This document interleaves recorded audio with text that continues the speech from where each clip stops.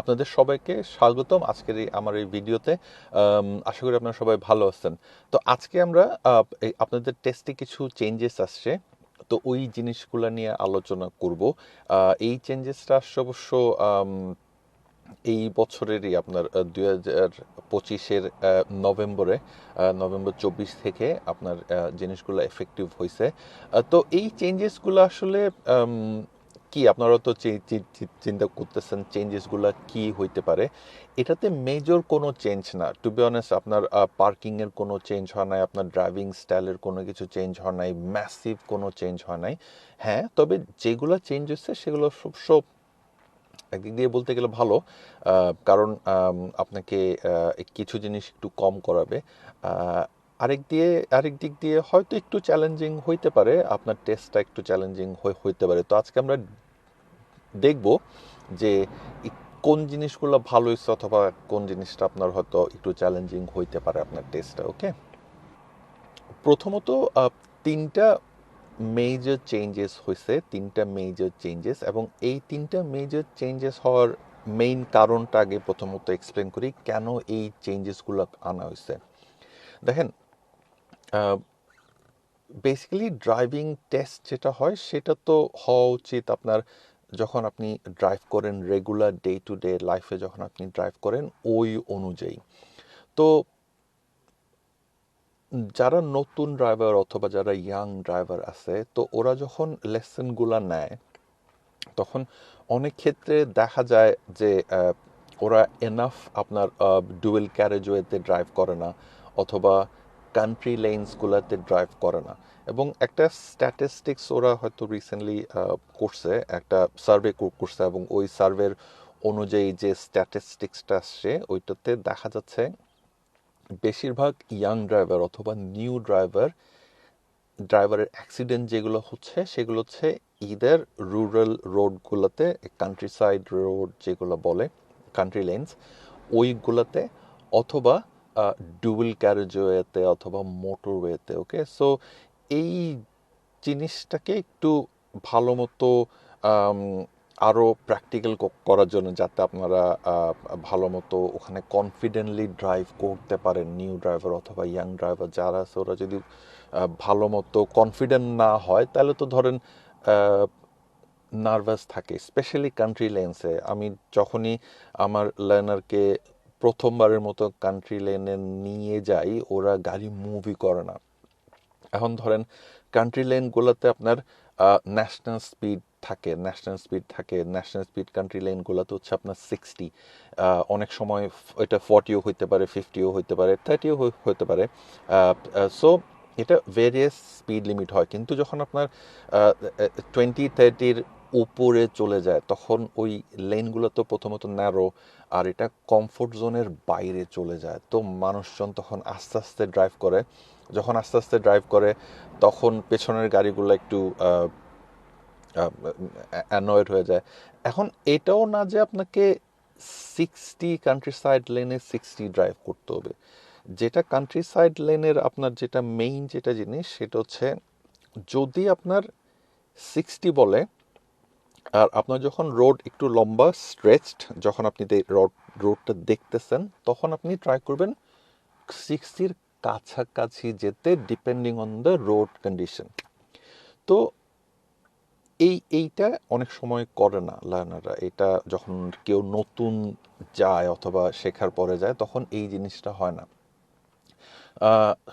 বেন্ডে একটু কম করবেন, বা যখন আপনার লম্বা স্ট্রেচ রোড হবে তখন আপনাকে ট্রাই করতে হবে ওই স্পিড লিমিটের কাছাকাছি যেতে। ওকে, সো এইখানে অনেক প্র্যাকটিসের ব্যাপার আছে। তো ওরা চায় যে আপনি আরও ওইসব রোডে ভালো মতো প্র্যাকটিস করে তারপরে আপনি টেস্টটা দেন এবং টেস্টটাতে পাশ করেন। এবং ওরা রিসেন্টলি আপনার টেস্ট রুটগুলো চেঞ্জ করতেছে, যেখানে আপনাকে মেইনলি ওরা রোডে রাখবে, আপনাকে বেশিরভাগ ড্রাইভ করাইতে দিবে। তো এই জন্য আপনার এই চেঞ্জেসগুলো আনা হয়েছে। তো চেঞ্জেসগুলো কি, প্রথমত আপনাকে স্যাটন্যাভ এখন দেওয়া হয়, স্যাটন্যাভ না, মেইনলি ইন্ডিপেন্ডেন্ট ড্রাইভিং। তো ইন্ডিপেন্ডেন্ট ড্রাইভিং দুই ধরনের, একটা হচ্ছে স্যাটন্যাভ যেখানে আপনাকে ওই টমটম দেয় ম্যাপ, আরেকটা হচ্ছে ফলোয়িং সাইন্স। ওকে, যে ওই যে আপনার সাইনগুলো থাকে রাউন্ড অ্যাবাউট, আপনাকে বললো ধরেন follow the sign towards London, অথবা বললো follow the sign towards Manchester. তো আপনি তখন ওই লন্ডনের সাইন ফলো করে অথবা ম্যানচেস্টারের সাইন ফলো করে করে যাবেন। তো এটা হচ্ছে আপনার ফলোয়িং দ্য সাইন্স। তো এই যে আপনাকে যে বললো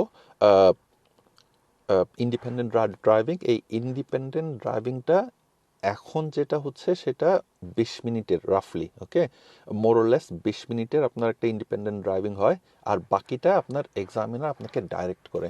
তো ওরা যেটা সাজেস্ট করছে, ওরা ওরা যেটা এখন ইমপ্লিমেন্ট করছে, সাজেস্ট না অ্যাকচুয়ালি, এটা এখন হচ্ছে পুরা ড্রাইভিং টেস্টটাতে আপনাকে হয়তো স্যাট ন্যাভ দিবে, অথবা পুরা ড্রাইভিং টেস্টটাই আপনাকে বলবে ফলোয়িং দ্য সায়েন্স। হয়তো সবগুলা টেস্ট সেন্টারে এটা ইমিডিয়েটলি ইমপ্লিমেন্ট করা সম্ভব না, টেস্ট রুট হয়তো চেঞ্জ করতে হবে, কিছুতে হয়তো করছে, কিছুতে হয়তো এখনও করতেছে, অনগোয়িং প্রসেস। তো এটা আস্তে আস্তে ওরা পুরোপুরি হয়তো ফলোয়িং স্যাট ন্যাভ অথবা ফলোয়িং সায়েন্স এই জিনিসটা আপনাকে করাইতে দিতে পারে। সো এটা হচ্ছে একটা চেঞ্জ যেখানে আপনার এক্সামিনার বেশি বলবে না, মানে ওরা বেশি আপনাকে ডাইরেকশন দিবে না, জাস্ট এনাফ ডাইরেকশন দিবে যদি লেফট রাইট করতে হয়, বাট ওদের ডাইরেকশনটা ওরা কমাই দিচ্ছে যাতে আপনি ইন্ডিপেন্ডেন্টলি ড্রাইভ করেন, আপনি স্যাট ন্যাভ দেখে বুঝে, আই মিন যেভাবে আপনি স্যাট ন্যাভ দিয়ে ড্রাইভ করেন এভাবেই ড্রাইভ করাবে। তো আপনারা যেটা করতে পারেন, আপনারা আপনাদের ইনস্ট্রাক্টরকে বলেন যে একটু যদি পারে বেশি বেশি করে আপনাদেরকে স্যাট ন্যাভটা দিয়ে ড্রাইভ করাইতে, তাহলে আপনাদের প্র্যাকটিসটা হয়তো ভালো হবে। যেখানে আপনার রোড সাইন আছে, তো রোড সাইন আপনাদেরকে বললো follow the sign towards this direction, follow the sign towards maybe A13 or follow the sign towards M25। So আপনারা ওই ফলো সাইন করে করে গেলেন, তাইলে আপনাদের এই জিনিসটাতে প্র্যাকটিসটা ভালো হবে। সো ইন্ডিপেন্ডেন্ট ড্রাইভিংটা ওরা সময়টা বাড়ায় দিচ্ছে। ওকে, সেকেন্ড যেটা সেটা হচ্ছে আপনাদেরকে আগে pull up on the left, এই pull up on the left এটা মিনিমাম 4 বার ছিল। ওকে, মিনিমাম 4 বার আপনাদেরকে বলবে stop on the left and then move off when you're ready। So এখন এটা করা হয়েছে 3 বার। কেন? ওই যে আপনাদেরকে ওরা বেশি সময় চায় রোডে থাকতে, বেশি সময় চায় যে ড্রাইভ করাইতে। ওকে, সো ওখান থেকে একটা কমাই দিছে, যেখানে আগে 4টা হতো, ওখানে এখন হচ্ছে 3টা। ওকে, মিনিমাম 3টা, ওরা মিনিমাম করাইতে হবে, আগে মিনিমাম 4টা করাইতো, এখন মিনিমাম 3টা, এটা 3টার বেশিও হইতে পারে। সো ওইটা একটা জিনিস। আর 3 নম্বর যেটা হচ্ছে সেটা আপনার এমার্জেন্সি স্টপ, এই এমার্জেন্সি স্টপটা আগে করাতো 3জনের মধ্যে 1জন। তো যদি ড্রাইভিং এক্সামিনার ইউজুয়ালি 60টা মতো টেস্ট নেয় আর কি দিনে, তো ওরা অ্যাটলিস্ট 2জনকে এমার্জেন্সি স্টপ করায়। তো এটা খুবই র্যান্ডম, এমার্জেন্সি স্টপ কিন্তু সবাইকে করায় না, ওই যে বললাম 3জনে 1জন।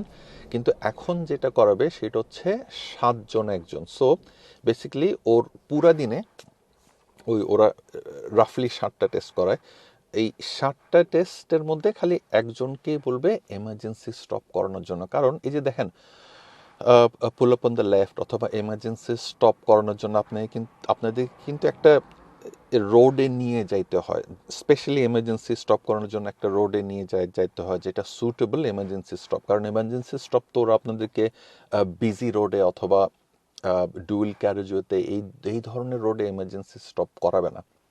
ইমার্জেন্সি স্টপের জন্য ওরা সাইড রোডগুলোতে নিয়ে যায় সচরাচর। তো সাইড রোডগুলোতে নিয়ে যাওয়ার জন্য আপনাদেরকে ওইদিকে ডাইভার্ট করে নিয়ে যেতে হয়। তো ওরা এটা বলতেছে যে ওই জায়গা খোঁজার জন্য হয়তো অনেক সময় আপনাকে ছোট রোডে চালাতে হতে পারে, তার চেয়ে বড় রোডে চালাইলেন আপনার প্র্যাকটিক্যালি যেই জিনিসগুলো করেন ওইগুলো আপনাদেরকে বেশি করানোর জন্য ওরা চেষ্টা করতেছে। ওকে, সো মেইনলি এই 3টে চেঞ্জেস থেকে আমরা যেটা আপনাদেরকে এইটা আমি আপনাদেরকে অ্যাডভাইস করতে পারি যে দেখেন, প্যানিক হওয়ার কিছু নাই, মেজর কোনো চেঞ্জেস না, আপনি যেভাবে ড্রাইভ করতেছেন ওইভাবে করেন। তবে হ্যাঁ, একটা জিনিস আপনারা আপনাদের ইনস্ট্রাক্টরকে বলতে পারেন যে আপনাদেরকে বেশি বেশি করে যদি পারে ডুয়েল ক্যারেজওয়ে অথবা কান্ট্রি সাইড লেনগুলোতে নিয়ে যেতে। এখন দেখেন, আপনারা শুরুতে যদি 2-4টা লেসন নিয়ে বলেন ডুয়েল ক্যারেজওয়েতে যাবেন, এটা কিন্তু রং হবে। ওকে, এই জিনিসটা ভুল হবে। 2-4টা লেসন নিয়ে ডুয়েল ক্যারেজওয়েতে যাওয়াটা সেফ না। ডুয়েল ক্যারেজওয়েতে যেতে হলে আপনার গাড়ির ড্রাইভিং স্কিল অনেক ভালো হইতে হবে। সো ওয়েট করেন আপনাকে যখন ডুয়েল ক্যারেজওয়েতে নিয়ে যাচ্ছে, অথবা আপনি জিজ্ঞেস করতে পারেন যে আমরা ডুয়েল ক্যারেজওয়ে লেসন কখন করব। এটা মানে আপনি দেখেন ফোর্স করেন না, কারণ আপনি ডুয়েল ক্যারেজওয়েতে কনফিডেন্ট না হয়ে যাওয়াটা হবে বোকামি। কান্ট্রি সাইড লেনে কনফিডেন্ট না হয়ে যাওয়াটা হবে বোকামি। সো আপনার ইনস্ট্রাক্টরকে ডিসাইড করতে দেন কখন ওরা আপনাদেরকে ডুয়েল ক্যারেজওয়েতে নিয়ে যাবে। হ্যাঁ, যদি ডুয়েল ক্যারেজওয়েতে নিয়ে যায় তখন ওদেরকে রেগুলার বলবেন ঠিক আছে আজকে আমরা অ্যাটলিস্ট 2-4-5 মিনিট অথবা 10 মিনিট 15 মিনিট ডুয়েল ক্যারেজওয়েতে ড্রাইভ করব। 10-15 মিনিট ডুয়েল ক্যারেজওয়ে ড্রাইভ করা মানে অনেক লম্বা টাইম, অনেক লম্বা টাইম। 5 মিনিট করলেও এটা এনাফ। যদি পারেন বেশি করতে পারলে বেশি করেন, বাট অ্যাটলিস্ট রেগুলার ডুয়েল ক্যারেজওয়েতে অথবা আপনাদের টেস্ট সেন্টারের আশেপাশে যদি কান্ট্রি লেন্স থাকে, ইউজুয়ালি লন্ডনের আশেপাশে তেমন একটা থাকে না, বাট অন্যান্য এরিয়াতে আপনার ডেফিনেটলি কান্ট্রি সাইড লেন্স আছে। এবং আপনাদের ইনস্ট্রাক্টরকে বলবেন যে একটু যাতে বেশি করে কান্ট্রি সাইড লেনের দিকে নিয়ে যায়, কারণ আপনাদের টেস্ট রুটগুলো কিন্তু এখন বেশিরভাগ হবে হচ্ছে ওই ডুয়েল ক্যারেজওয়ে আর কান্ট্রি লেন ভিত্তিক। ওকে, সো আশা করি আপনারা জিনিসটা বুঝতে পারছেন কি কি চেঞ্জেসগুলো আসতেছে। সো হোপফুলি আপনাদের এই ব্যাপারে কোনো আর কোনো কি কি বলে এটা ডাউট নাই। যদি কোনো ডাউট থাকে অবশ্যই কমেন্ট করবেন, আর আমি ট্রাই করবো আপনাদের কমেন্টগুলো যথাসময়ে রিপ্লাই করতে। ওকে, তো ঠিক আছে, তাহলে ভালো থাকবেন। এগেন সাবস্ক্রাইব করবেন, লাইক দিবেন, শেয়ার করে দিবেন, আর কমেন্ট অবশ্যই করবেন। তো আজকের মতো এখানে শেষ করি। ওকে, বাই বাই।